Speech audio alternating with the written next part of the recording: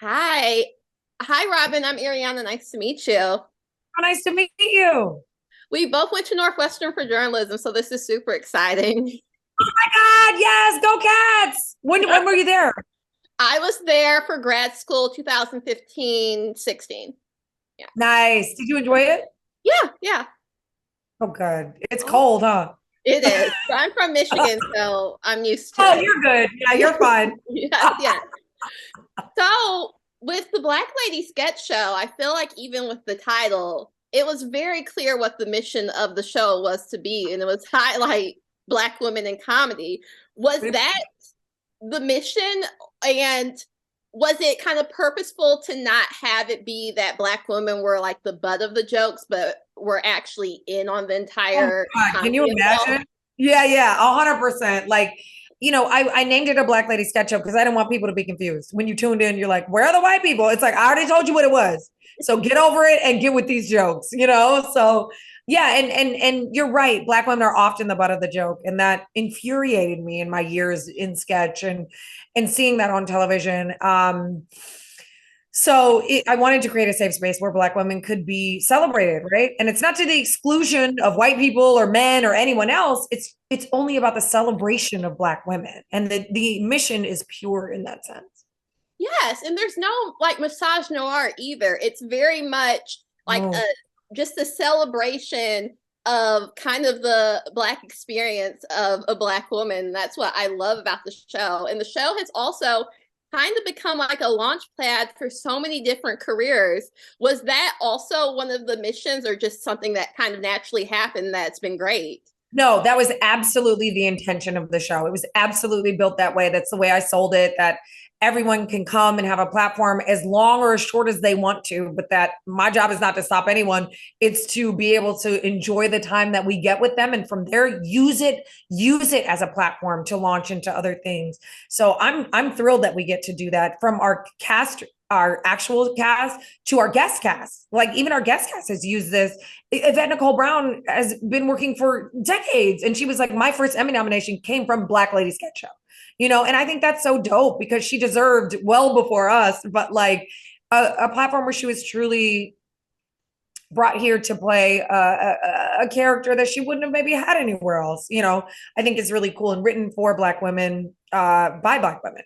Yes.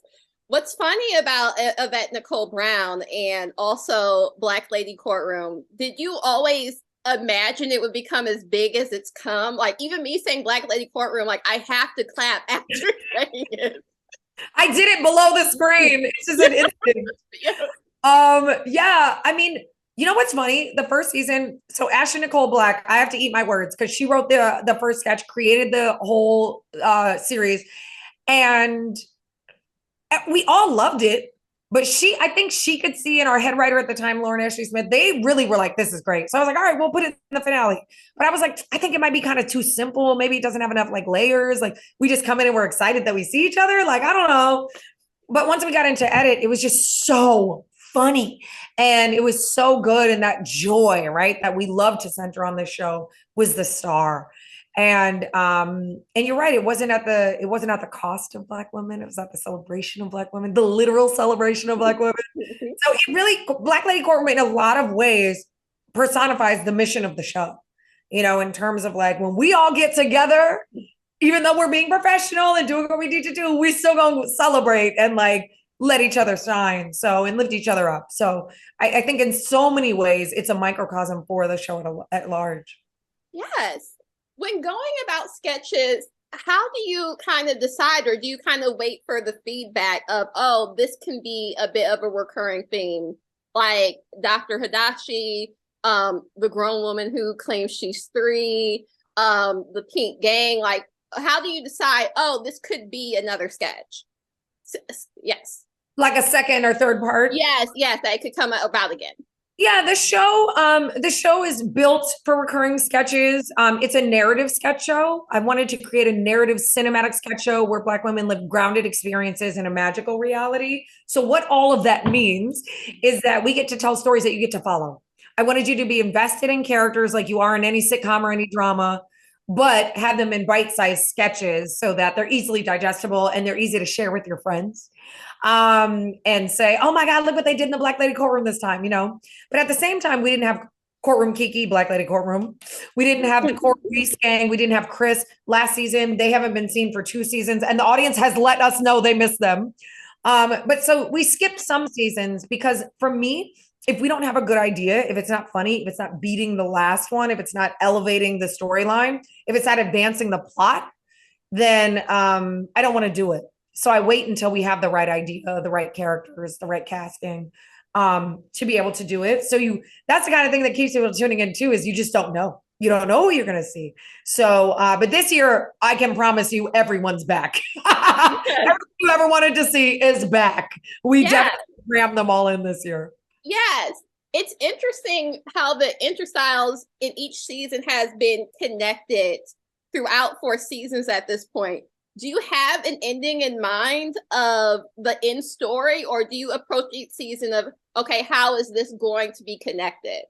I have a general sense of the larger allegory of what's going on in the interstitials and the narrative storyline with the cast. So in that way, yes. But I also allow for flexibility because we do alter our cast every season and people come and go. So, but yes, have you seen the episodes this year? Yes. All of them? Yes. Okay. So we have a larger goal in mind. I think at the end of season 3, Dr. Haddassah revealed that the world was not in fact gone and that she had been mind controlling the women, right? So now we get into we answer the first 3 seasons storyline. Was it really the end of the world? What happened? Okay, it didn't really happen. Haddassah was mind controlling them. They were stuck the whole time. The world still exists, but it's not the world we know. It's a world that would elect Dr. Haddassah as president, which is obviously a crazy place. So then that left us for this opportunity in season 4 to explore what this world is. Who are these characters she's created in their minds? Who are these people she's made up? And how are they interconnected in the larger Black Lady cinematic universe? If you rewatch with that in mind or watch with that in mind, you'll pick up clues to what that means in the larger context of the Black Lady cinematic universe.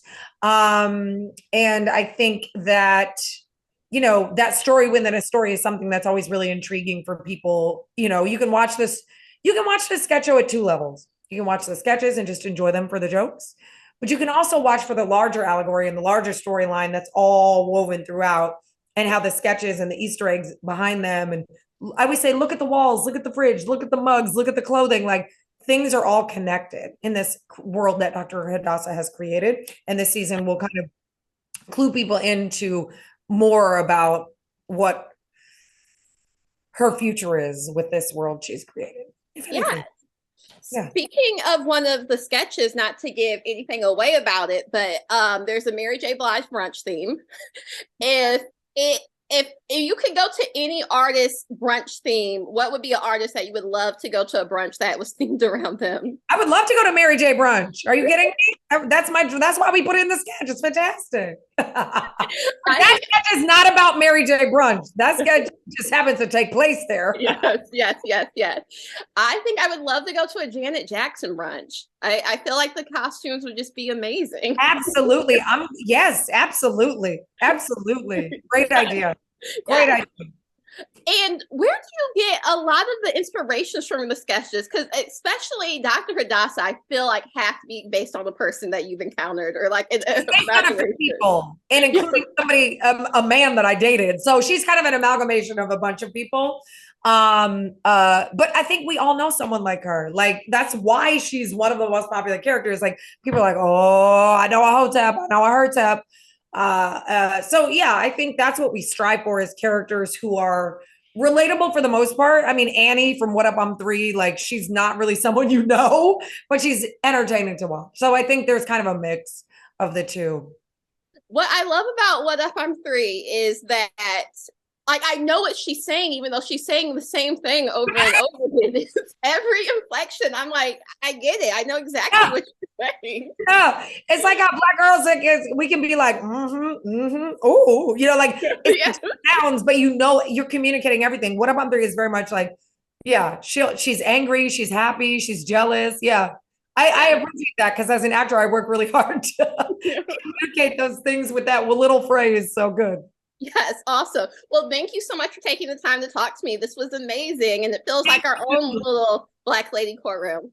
But yes, I will talk to you soon, and I can't wait to talk to you about this in future projects. Yes. So nice Awesome. to meet you. Thank you. Okay, thank you. Bye.